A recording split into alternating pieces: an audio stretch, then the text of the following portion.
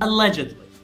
Yeah. Okay, Gabandi man, you present a point here, which is I say ban booze and allow weed. What do you guys think? Ban booze and allow weed. No, heavily disagree for one reason, and only one reason. Okay. Booze, you just need to drink it once, and you understand how it works. You understand the negative side effects, at least physically. You know, in your relationships and socially, that's another thing. But I'm saying, if you drink booze, you know exactly what it is. Weed is far more complex because not everyone reacts to the same strains as everyone else. You have to understand, medicine, biology. You have to be trained to understand what strains some people should take, sativa versus indica. This, you need to actually be really educated for this. If we allow weed in, then people are going to abuse it. They won't know what's going to happen. It's just going to be the meth thing all over. But here's the deal. There are many strains of weed. Yeah. There are 5 strains of weed. Yeah. Not gonna kill you, not gonna kill you, not gonna kill you, not gonna kill you, and not gonna kill you. Yeah. So, one can easily make the argument that even if you don't know what to expect with weed, none of it can kill you. So, I'm not talking about killing you. I'm talking about negative side effects of you having you take one strain that's supposed to calm you down, and you get an anxiety attack, and you go crazy. Yeah, and then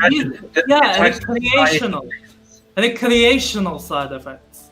Yeah, we're talking about Kuwait here, where people do not believe that mental health and people with actual disabilities exist. In here, someone with mental disabilities is a fucking unicorn. What? No, that's a real thing? No, my cousin's a unicorn? Here's the deal. Besides the religious arguments for allowing booze in Kuwait, and besides the cultural elements, and besides the logistical elements, I'll tell you the number one reason why Kuwait is nowhere near ready for booze. Do tell. People crash their cars like drunk driving is legal in Kuwait. Think about it for a second. Kuwait don't have a responsibility culture, especially when it comes to driving. Cool. Actually, that was the thing that I was going to argue why you shouldn't allow weed either, at least not right now. And the main reason is because I don't think the people here are ready for any sort of responsibility in their vices. They don't know how. But then again, I did hear the arguments that the reason we're not responsible is because we're inexperienced. It's the same argument for non-segregation between the genders. Oh, you should segregate the genders because males are vicious in the Middle East. Well, a lot of people argue that males are vicious because they're not exposed to females. So, I don't know. I see the logic in that, but here's the thing. If you're using that and applying it to booze and or weed, you're basically saying, hey, here's a population that while they have the full mental restraint and capabilities they would every day and don't have responsibilities, let's get them drunk off their asses and then see if they learn responsibilities. Or high. No, here's the deal. Usually the people who argue that, not me, and I'm not saying this just to alleviate myself from the argument, because I really didn't even think about it enough. There's a lot of logistics to go through. Again, whenever I think about booze or weed and the legality, I only think in political and logistical terms. But regardless of that, I imagine the people who would argue that are not necessarily arguing to allow it all at once. If you allow anything at once, it will create a cultural shock and problems with the police. Usually the argument goes along with making it gradual. So I don't know. No, here's my thing.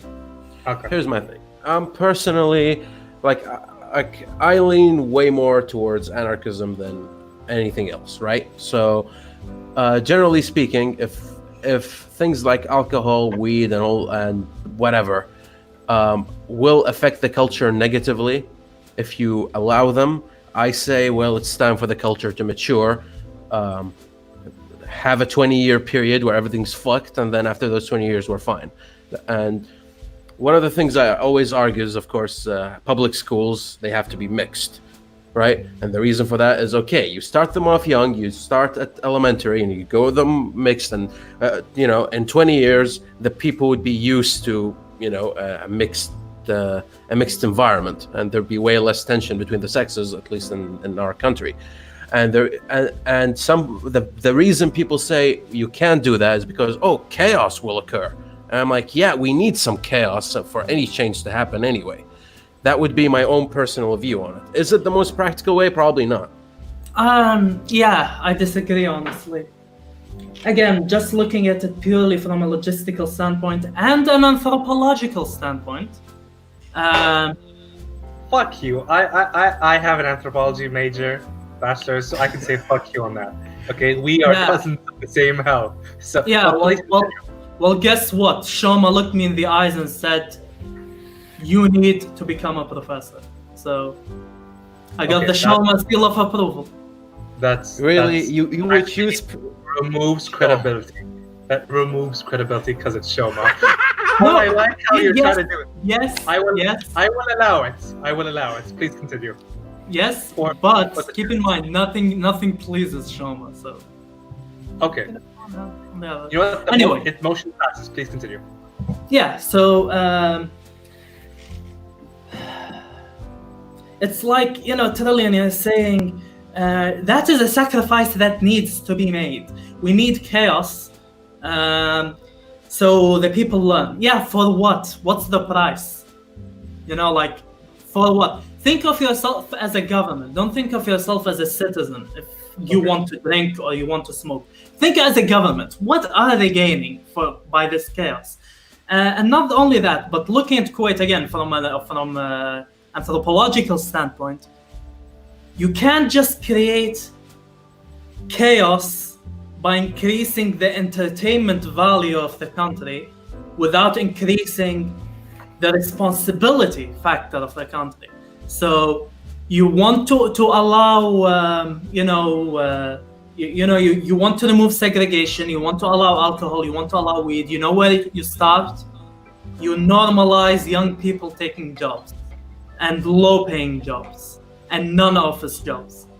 Reduce the entitlement factor and increase the responsibility factor. The boomers in Kuwait had the genius idea to increase the responsibility of the youth by doing the mandatory military service, which is the dumbest thing that I can simulate 5 boomers and they would only come up with that conclusion.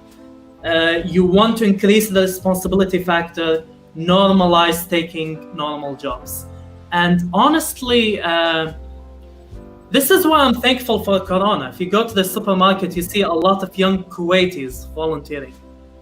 Maybe it helps normalizing taking, low-paying jobs, low prestige jobs. That's what teaches you responsibility, not military service. Trust me, these guys in the military service are fucking.